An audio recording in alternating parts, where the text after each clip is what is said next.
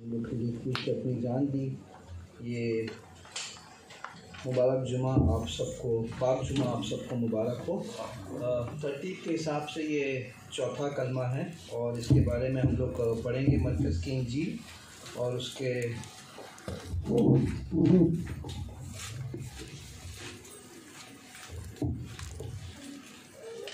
मरकज़ की इंजील उसका 15 बाब और उसकी 34 आयत में वहाँ पे यूँ लिखा है, और तीसरे पहर को यीशु बड़ी आवाज़ से चिल्लाया कि इलोही इलोही लमा सबक्तनी, जिसका तर्जुमा ये है कि ए मेरे खुदा तूने मुझे क्यों छोड़ दिया।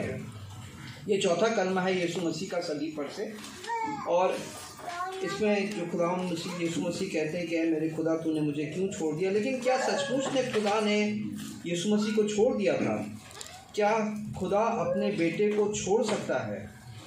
पहला कलमा हम लोग ने सुना जिसमें कि हमने देखा कि खुदावंद यीशु मसीह जो है वो बाप को पुकारते हैं, कहते हैं ए बाप इनको माफ़ कर क्योंकि ये नहीं जानते कि ये क्या करते हैं। और दूसरा कलमा हम लोग ने देखा कि यीशु मसीह जो है वो जब उस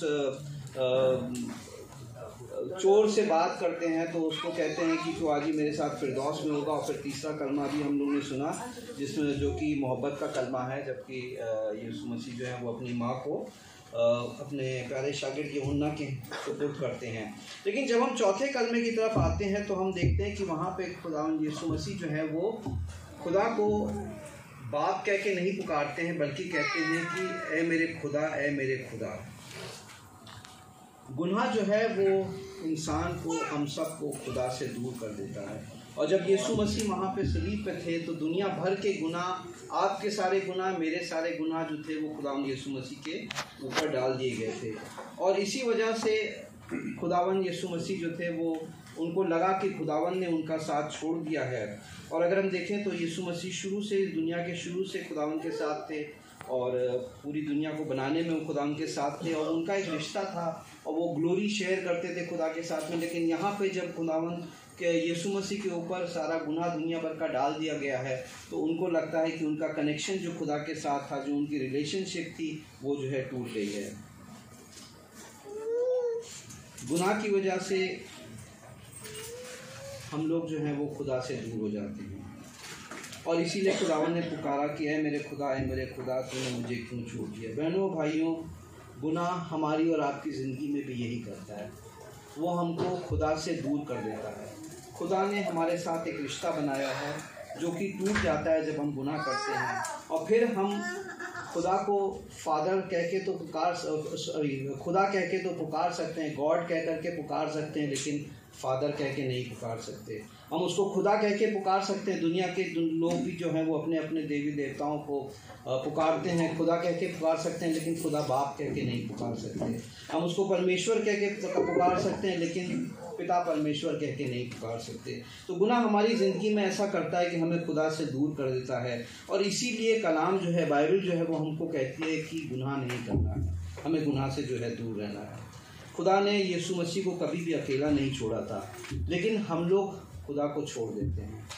जब हम अपनी ज़िंदगी में गुनाह करते हैं तो हम खुदा यीशु मसीह को छोड़ देते हैं। मैं छोड़ देता हूँ, आप छोड़ देते हैं, हम सब खुदा को छोड़ देते हैं और हमारा रिश्ता जो खुदावन के साथ है, जो रिलेशनशिप है, वो ख़त्म हो जाती है। और हम जो उसके बेटी बेटियाँ हैं, हमारा वो रिश्ता जो है वो कमज़ोर पड़ जाता है। और जैसे कि अगर हम देखें यूहन्ना पहला बाब और उसकी 12 आयत में क्या लिखा है, लेकिन जितनों ने उसे कबूल किया उसने उन्हें खुदा के फर्जंद बनने का हक बख्शा, यानी उन्हें जो उसके नाम पर ईमान लाते हैं। हमने खुदावन यीशु मसीह को कबूल किया है तो खुदावन ने हमें अपने बेटे और बेटियां बनाया। लेकिन जब हम गुनाह करते हैं तो हमारा वो जो रिश्ता है खुदा के साथ वो कमज़ोर पड़ जाता है और हम खुदा से दूर हो जाते हैं। लेकिन हम खुदावन का शुक्र करते हैं कि ये जो दूरी है ये टेम्परेरी होती है, थोड़े समय की होती है, क्योंकि हमारा खुदावन जो है वो माफ़ करने वाला खुदावंद है। जब हम उसके लहू के नीचे आते हैं तो हमारी खताओं को माफ़ कर देता है। अगर थोड़ी देर के लिए गौर करें, अगर हम क्रूज 12 बाब में देखें, पासओवर का जो इवेंट हुआ था, जबकि खुदावन जो था वो मिस्र देश के ऊपर से गुजरे थे और खुदावन ने मूसा से कहा था कि इजराइलियों से कहे कि बर्रे को ज़बह करके उसका खून जो है वो अपने चौखट पे और दरवाजे पे लगाएं।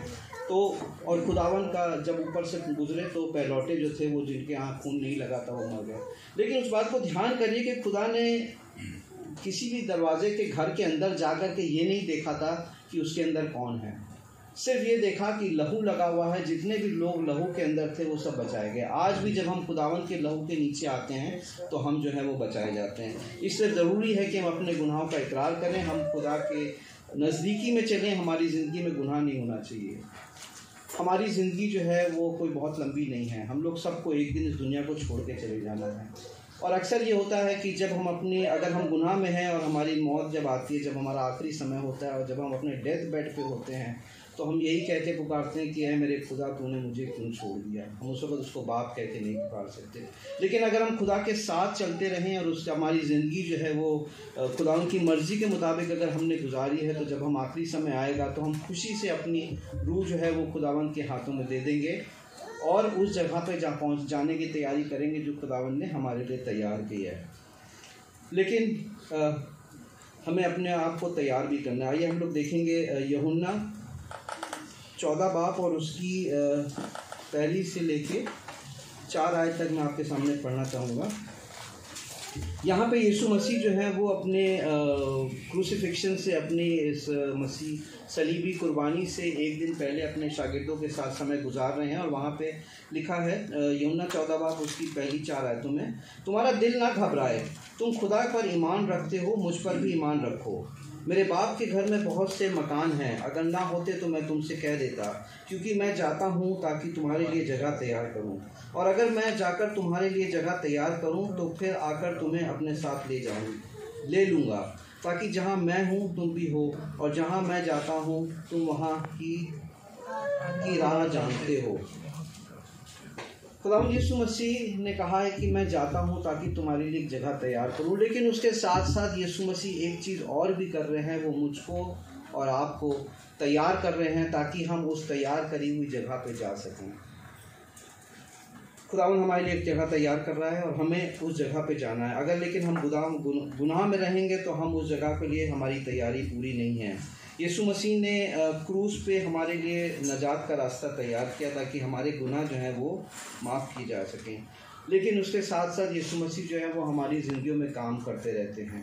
ये एक कंटिन्यूस प्रोसेस है, जैसे कहते हैं वर्क इन प्रोग्रेस। ये काम जो है वो हम लोग की ज़िंदगियों में, जो हम लोग खुदावंद की नज़दीकी में अगर रहते हैं तो ये काम जो है वो हमेशा हमारी ज़िंदगी में होते रहना चाहिए। हम लोग कमज़ोर हैं, हमसे गलती हो जाती, लेकिन एक प्रोसेस जो है वो जारी रहना चाहिए कि हमारी ज़िंदगियों में हम अपने आप को खुदावंद की मर्ज़ी के मुताबिक चलने के लिए तैयार करते रहें। तो हमें अपने आप को तैयार करना है। खुदावंद ने हमें कलाम दिया है जिसमें हमको गाइड किया कि हमें अपनी ज़िंदगी किस तरह से गुजारनी है और उसके मुताबिक हमको चलना है। तो मेरा सवाल आज आपसे एक ये है कि आपकी तैयारी कैसे जा रही है? क्या आपने अपने आप को तैयार कर लिया है? क्या आप उस जगह पे जाने के लिए जो खुदावंद यीशु मसीह आपके लिए तैयार कर रहा है, क्या आप उस जगह पे जाने के लिए तैयार हो गए? क्या आपकी तैयारी पूरी हो गई है या नहीं? और अगर नहीं हुई है तो हमारे पास फिर आज समय है कि हम अपने आप को जांचें और अपनी कमज़ोरियों को दूर करें और अपने आप को उस जगह के लिए तैयार करें जो यीशु मसीह हमारे लिए तैयार करें। इस करने के ज़रिए से खुदावंद आप सबको बड़ी करता है।